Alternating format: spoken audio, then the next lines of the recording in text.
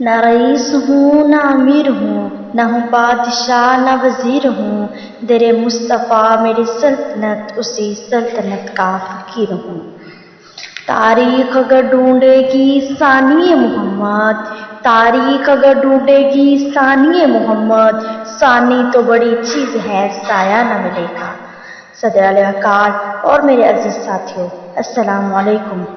آج کا موضوع اتنا اہم، اتنا اعلیٰ، اتنا معتبر اور اتنا عظیم ترین ہے کہ میں اپنے کم علمی، کم عملی اور کم ہمتی کا برملا اقرار کرتی ہوں، کیونکہ دین کی باتیں، علم کی باتیں اور سیرت النبی کی باتیں بغیر کسی خاص نسبت کے پر اثر نہیں بنتی۔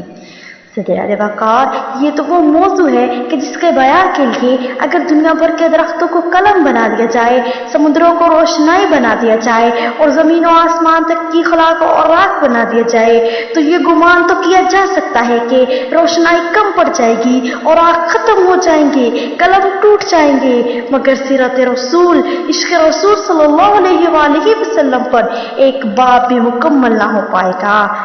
زندگیاں بیت گئی قلم ٹوٹ گئے، زندگیاں بیت گئی قلم ٹوٹ گئے، تیرے اصحاب کا ایک باب بھی مکمل نہ ہو سکا۔ آج بدبخت یہود و نصارہ نے ہمارے ہادی برحق صلی اللہ علیہ وآلہ وسلم کی شان میں گستاخی کر کے اور ان کی عزت گھٹانے کی ناکام کوشش کر کے اپنی بربادی کا آغاز کر دیا ہے۔ آج ہم بڑے عشق رسول کے دعوے دار بنے بیٹھے ہیں۔ دراصل عاشق رسول اور عمل کے عاشق رسول میں زمین آسمان کا فرق ہے۔ عشق رسول کو جاننے کے لیے ہمیں 1400 سال پیچھے جانا ہوگا۔ اسلام کے ابتدائی دور میں مکہ مکرمہ، مدینہ کے صحراؤں، ریگستانوں، پہاڑوں کی سیر کرنا ہوگی۔ پھر ہمیں نظر آئے گا کہ جب ایک صحابی جنہیں اسلام قبول کرنے کی یادداشت میں کوئلوں پہ لٹایا جاتا، کوڑوں سے مارا جاتا، مگر عشق رسول میں کمی نہیں آئی۔ جب ایک صحابی کو ٹانگوں سے باندھ کر دو اونٹوں کو مخالف سمت میں چلا کر چیر دیا جاتا، اور جب زمانہ جاہلیت میں حضرت عمر کا اپنے بہنوئی اور بہن کو مارنا پیٹنا، اور وہ جب 313 مجاہدین کا فتح یاب ہونا، اور جب حضرت ابوبکر صدیق رضی اللہ تعالیٰ عنہ کا اپنے بیٹے سے یہ کہنا کہ اگر تم بدر کے میدان میں ایک دفعہ بھی میری تلوار کے سامنے آ جاتے تو تمہیں قتل کر دیتا۔ در حقیقت یہی عشق رسول ہے، یہی عشق رسول کی عمدہ ترین مثالیں ہیں۔ محمد کی محبت دین حق کی شرط اول ہے، محمد کی محبت دین حق کی شرط اول ہے، اسی میں ہو اگر خامی تو ایمان نامکمل ہے۔ صدر علیہ وقار، اور عشق رسول یہاں ختم نہیں ہو جاتا، ابھی اور باقی ہے۔ جب غزوہ احد میں آپ صلی اللہ علیہ وسلم کے دندان مبارک شہید ہوتے تو حضرت اویس قرنی کا عشق رسول، جب انہوں نے اپنے سارے کے سارے دانت شہید کر دیے، اور جب جنگ کے دوران صحابہ کرام کا سینہ تان کر تیروں کی بارش میں حضرت محمد صلی اللہ علیہ وسلم کے سامنے سیسا پلائی کی دیواریں بن جانا، یہ ہے عشق رسول۔ عشق رسول کی مثال ختم نہیں ہوئی۔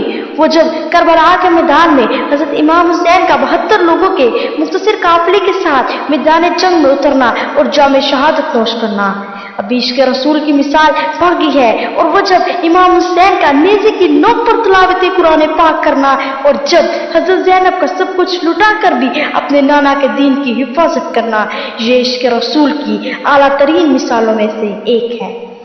میرے قلب کو بھی نصیب ہوں تیری ذات سے وہی نسبتیں، میرے قلب کو بھی نصیب ہوں تیری ذات سے وہی نسبتیں، وہ جو عظمتیں تھی اویس کی، وہ جو رابطے تھے بلال کے۔ یہ کہنا بجا ہوگا کہ عاشق رسول کہلوانے کے لیے زبانی الفاظ کی نہیں، ہمت اور جرأت کی ضرورت ہے۔ آج یہودیوں نے مسلمانوں کا جینا تنگ کر رکھا ہے۔ ہندوؤں کی تنگ نظری نے جنت نظیر یعنی ہمارا کشمیر دبوچا ہوا ہے۔ آج اسرائیل، فلسطین اور برما کے مسلمانوں پر جو ظلم کر رہا ہے، ایسے میں شدید ضرورت ہے کہ ہم مسلمان ہونے کا حق ادا کریں۔ یہودیوں نے سارا نے جو بربریت پھیلائی ہے، انسانیت بھی اس سے شرمندہ ہے۔ ہمیں آواز اٹھانی ہوگی اگر ہم عشق رسول کے دعوے دار ہیں، کیونکہ آج انسانیت کو ہماری ضرورت ہے۔ آتی ہے صدا سوختہ لاشوں سے مسلسل، آتی ہے صدا سوختہ لاشوں سے مسلسل، انسان کو آواز دو، انسان کہاں ہے؟